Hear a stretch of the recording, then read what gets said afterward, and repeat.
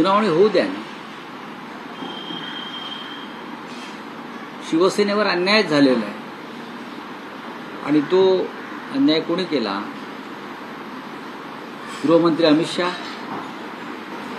देशाचा निवडणूक आयोग, महाराष्ट्राच्या विधानसभेचे अध्यक्ष.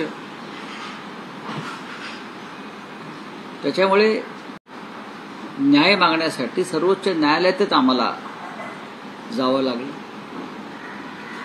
मुख्य न्यायमूर्ती चंद्रचूड यांच्याकडनं आमच्या अपेक्षा होत्या, पण तेही न्याय देऊ शकले नाहीत.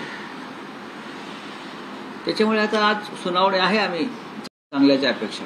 बोला रावसाहेब, शिवसेना पक्ष आणि चिन्हासंदर्भात आज सर्वोच्च न्यायालयात सुनावणी आधी सुप्रीम कोर्टात लेखी सबमिशन तुमच्या पक्षाच्या वतीनं देण्यात आलं आहे. त्यांचं असं म्हणणं आहे, तुमच्या पक्षाचं असं म्हणणं आहे की कोर्टाचा निर्णय येईपर्यंत धनुष्यबाण चिन्ह गोठवण्याची मागणी तुम्ही केलेली आहे. बघा, धनुष्यबाण बेकायदेशीरपणे शिंदे गटाला देण्यात आलं. कोणी दिलं? तर निवडणूक आयोगाने दिलं.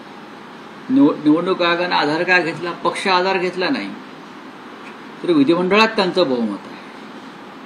विधिमंडळातले त्यातले काही आमदार पराभूत झाले, लोकसभेतले त्यांचे खासदार पराभूत झाले. ज्यांच्या आधारावर हे चिन्ह आणि पक्ष दिलं, विधिमंडळ पक्षाच्या बहुमताच्या आधारावर, संसदीय पक्षाच्या, त्यातले बहुसंख्य लोक पराभूत झाले. मग तो आधार कुठे आहे? त्याच्यामुळे नव्यानं सुनावणी होऊन जी मागणी पक्षाने केलेली आहे की हे चिन्ह गोठवायलाच पाहिजे, धनुष्यबाणावर त्यांचा काही अधिकार नाही, आम्ही न्याय आणि सत्य याचा विजय होईल याची अपेक्षा करतो.